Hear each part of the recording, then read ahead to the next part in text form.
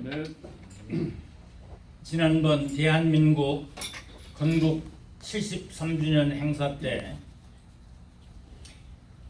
저는 6.25 전쟁 고아이고 신학대학을 졸업한 지 만 15년 만에 목사가 된 부끄러운 이력을 가지고 있습니다 라고 말씀을 드린 바가 있습니다.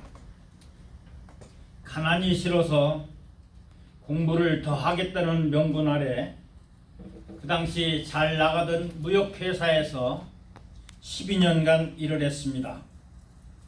그러나 그 길은 저에게 소리 없이 찾아온 요나의 길이 되고 말았습니다.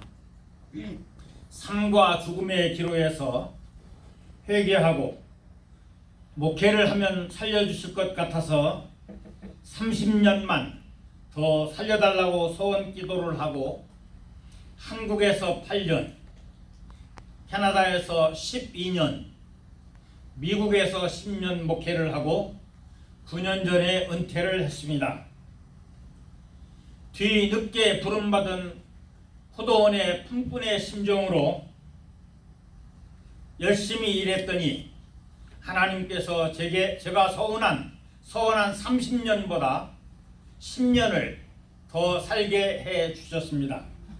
아멘. 그 당시 제 딸들이 초등학생이었는데 지금 제 손자, 손녀들이 대학생이 되었습니다. 어디든 가겠다고 나섰는데 하나님께서 카나다 그리고 미국 여기까지 인도해 주셨습니다. 우리 하나님께 회개하고 기도하는 일이 이렇게 중요합니다. 한국에서는 가난하기로 유명한 인천 만석동에서 전셋빚 600만 원을 안고 개척교회를 했습니다. 이민 목회에서는 주로 유학생과 연로하신 분들과 목회를 했습니다. 미국 목회 10년 동안 장례식을 참 많이 했습니다. 그런데 여러분, 저는 목사의 사명이 예수님을 만나게 하고 그 만난 예수님을 사랑하게 하고 그 예수님의 말씀 따라 이 세상을 살다가 그 예수님이 계신 천국에 가게 하는 일이라고 믿습니다. 아멘. 그런 의미에서 저는 크고 유명한 목회는 못했지만은 조금도 불만이 없습니다. 처음부터 저는 유명한 목사는 포기하고 좋은 목사가 되자고 다짐을 하고 시작했기 때문입니다. 다만 하나님께 여름 가뭄의 냉수처럼 하나님의 마음을 속 시원하게 해드리지 못한 송구한 마음이 제게 있습니다. 그렇지만은 다시 태어날 수만 있다면은 그때는 철저히 준비된 목사가 되고 싶습니다. 오늘 예배에 이어서 세 분의 박사님들의 전쟁과 평화 그리고 리더십에 관한 귀한 말씀이 준비되어 있는 줄로 알고 있습니다. 저는 성결교회 목사이지만은 강해 설교를 선호합니다. 그러나 오늘은 본문 말씀에 근거해서 전쟁, 평화, 리더십에 관한 밑거름만 그리고 우리의 조국 대한민국을 위한 기도를 부탁을 드리고 제 말씀을 마치려고 합니다. 서론이 많이 길어졌습니다만 저와 가까운 목사님과 페이스북에서 주고 나눈 이야기를 먼저 잠시 소개하려고 합니다. 지난 월요일 언니를 면회하러 갔습니다. 저희는 전통적으로 형을 언니라고 합니다. 언니는 요양원에 계십니다.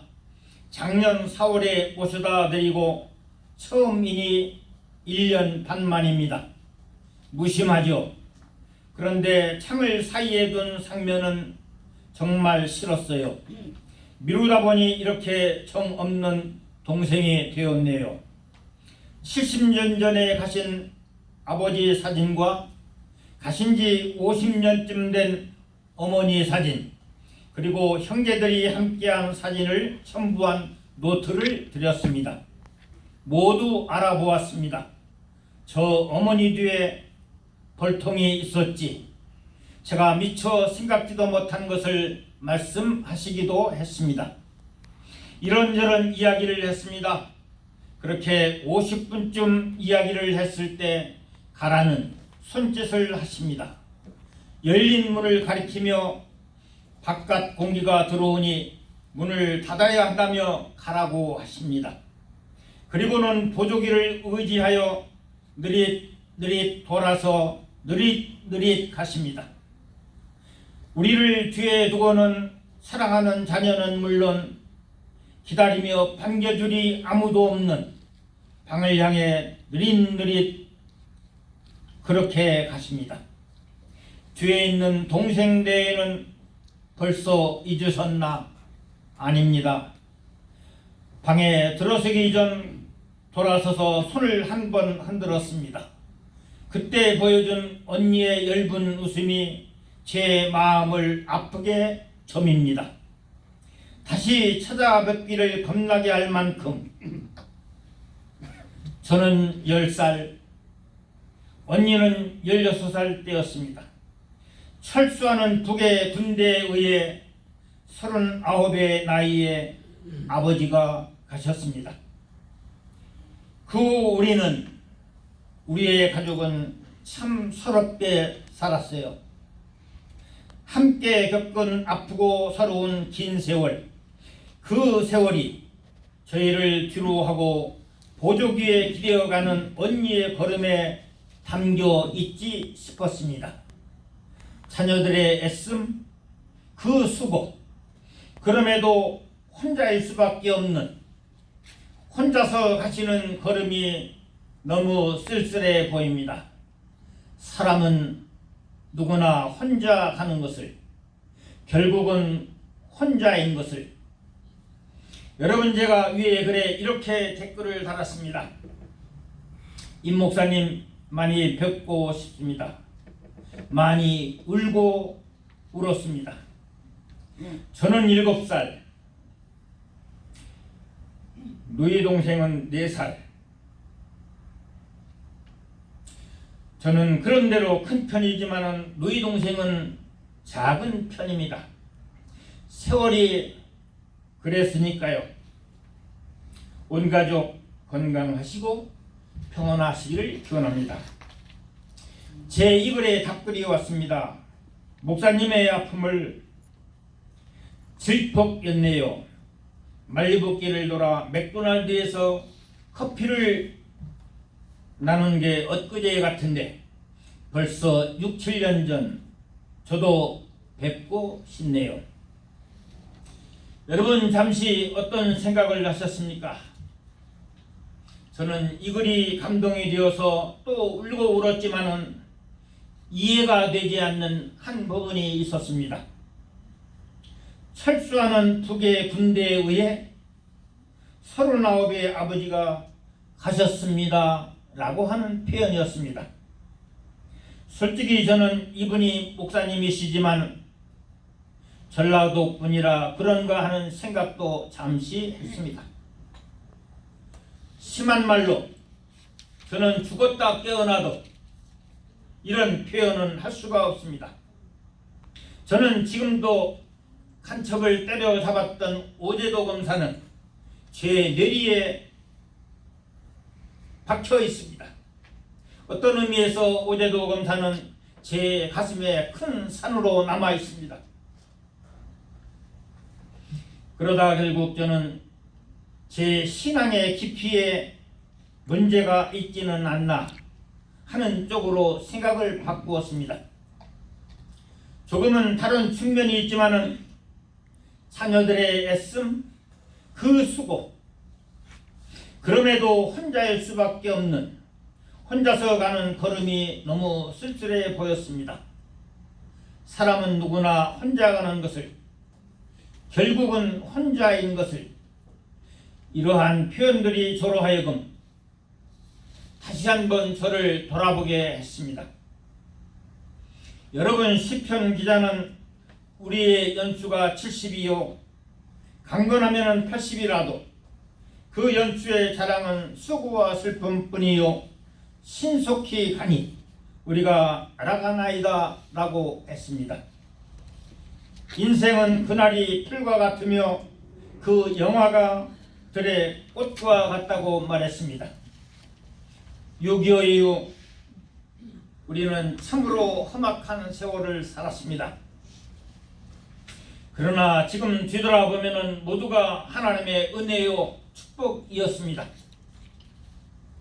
그렇지만은 어떤 일이 있어도 6.25와 같은 전쟁은 다시 일어나서는 안 됩니다. 6.25 때 남한 측에서 죽고 다치고 실종된 사람이 유엔군 15만 명을 포함해서 176만 명이라고 합니다. 북한 측은 중공군 99만 명을 포함해서 311만 명이 다치고 죽고 실종됐다고 합니다.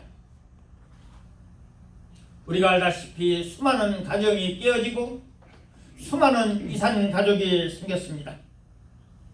여러분, 어떤 일이 있어도 전쟁은 없어야 됩니다. 그런데 성경에는 수많은 전쟁 이야기가 나옵니다. 특별히 사사기에는 이스라엘 백성이 하나님께 범죄하면은 전쟁으로 고통을 당하게 하시고 이스라엘 백성이 하나님께 회개하면은 하나님이 평안을 주셨다는 이야기의 반복입니다.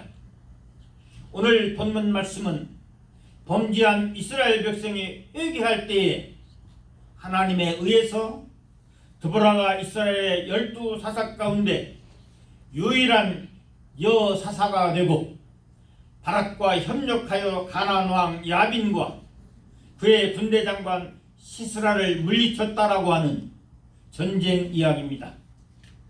저는 여기에서 하나님이 말씀하시는 전쟁과 평화, 그리고 하나님이 말씀하시는 리더십에 관한 말씀을 깨달았습니다. 여러분, 전쟁의 승패가 하나님의 장중에 있습니다. 하나님이 원하시면 하나님이 앞서 나가서 싸워주십니다. 14절을 보시면 여호와께서 시스라를 내 손에 넘겨주셨다라고 하는 말씀이 나옵니다. 15절에는 여호와께서 바락 앞에서 시스라와 그의 모든 병거와 그의 온 군대를 칼날로 혼란에 빠지게 하셨다라고 하는 말씀이 나옵니다.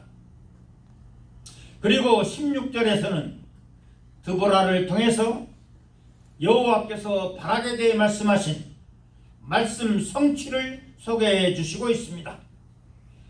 드보라와 바락이 시스라의 군대를 추격해서 하로셋 학고임이라는 곳에 가보니까는 시스라의 온 군대가 다 칼날에 엎드러졌고 한 사람도 남은 자가 없더라고 성경은 분명하게 기록하고 있습니다.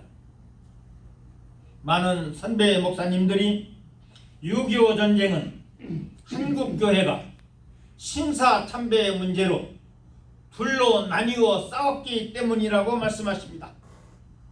그때 피난지 부산에서 교파를 초월한 많은 목사님과 장로님들이 금식하고 회개했기 때문에 하나님이 기적적으로 미국을 유시한 유엔군을 파병해 주셨다고 말씀하십니다.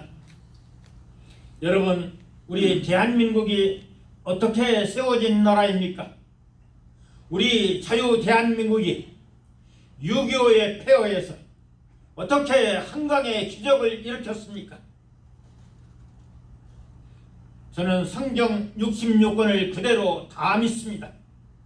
천지 창조에서부터 구름 타시고 승천하신 그 모습 그대로 재림하실 주님을 그대로 믿습니다. 한마디로 성경에 기록된 모든 기적을 다 믿습니다. 아울러 저는 6.25 전쟁에서 대한민국을 지켜주신 분은 하나님이라고 믿습니다. 아멘. 그래서는 유엔 파병도 정전협정도 한미 방위조약도 그 근간에서 나온 한미 연합사령부도 하나의 하나님의 작품이라고 믿습니다. 저는 요즘 대한민국이 왜 이렇게 속절없이 무너지고 있는가 심히 안타깝게 생각하며 불쌍히 여겨달라고 기도하고 있습니다. 아멘. 여러분, 하나님이 하나님의 저울로 우리 개개인을 다스릴 뿐만 아니라 한 나라도 정확하게 달아보고 계신다고 저는 믿습니다. 이 하나님의 저울에 달리운 우리 대한민국이 어느 쪽인지 하나님이 아시고 또 어떻게 처리하시는 것도 하나님의 소관이라고 저는 믿습니다. 오늘 본문이 있는 4장 23절을 보시게 되면 이와 같이 이날에 하나님이 가나안 왕 야빈을 이스라엘 자손 앞에 굴복하게 하신지라 라고 하는 말씀이 있습니다. 여러분, 우리가 믿는 하나님이 이스라엘에게 승리를 주시고 우리가 믿는 하나님이 가나안 왕 야빈에게는 패배를 주셨다는 말씀입니다.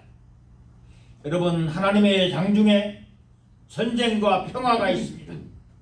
하나님의 장중에 승리도 있고 패배도 있습니다. 우리가 믿는 하나님이 전쟁과 평화도 주관하십니다.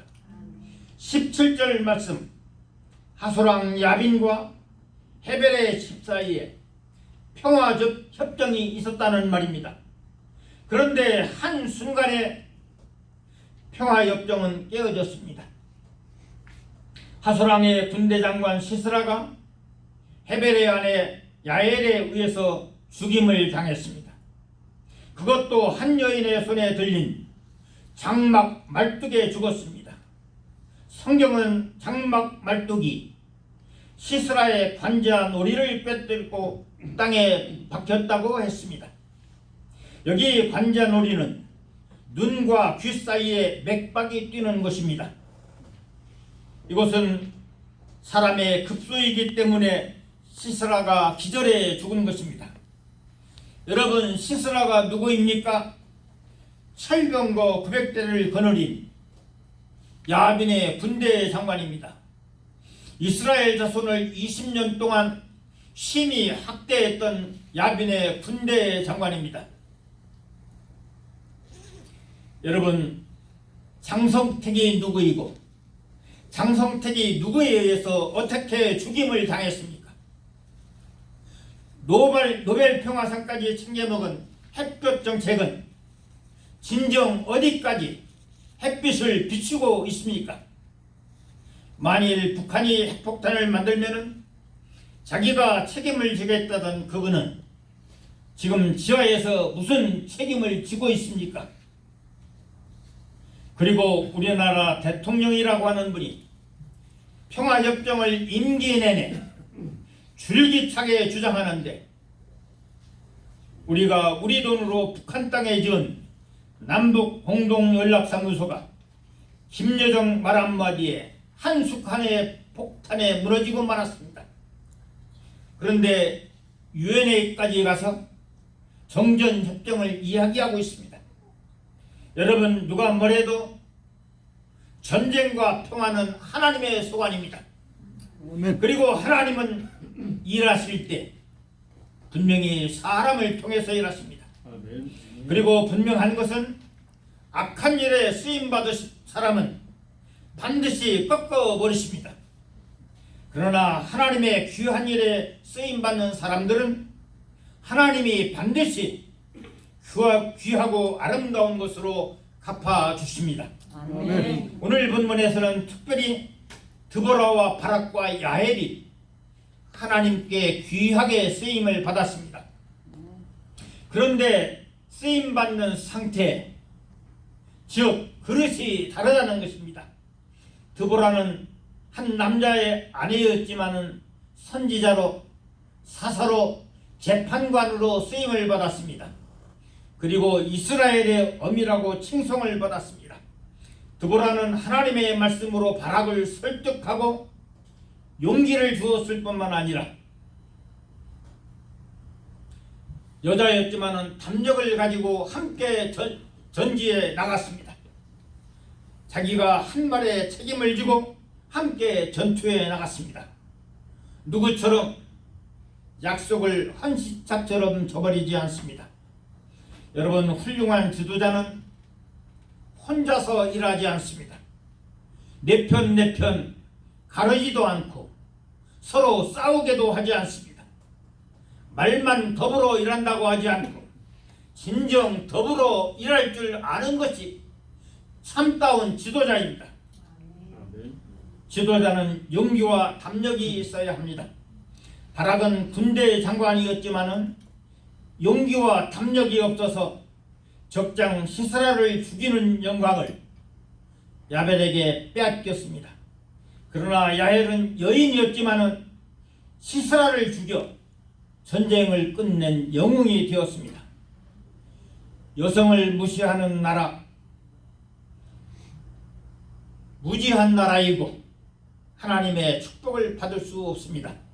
여성을 존경하는 나라가 하나님으로부터 인정을 받고 하나님께 축복을 받습니다.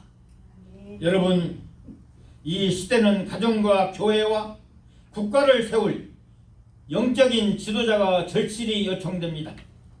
하나님의 존재를 인정하고 믿고 하나님의 소리, 그리고 국민의 소리, 자기 양심의 소리를 들을 수 있는 지도자가 나와야 됩니다.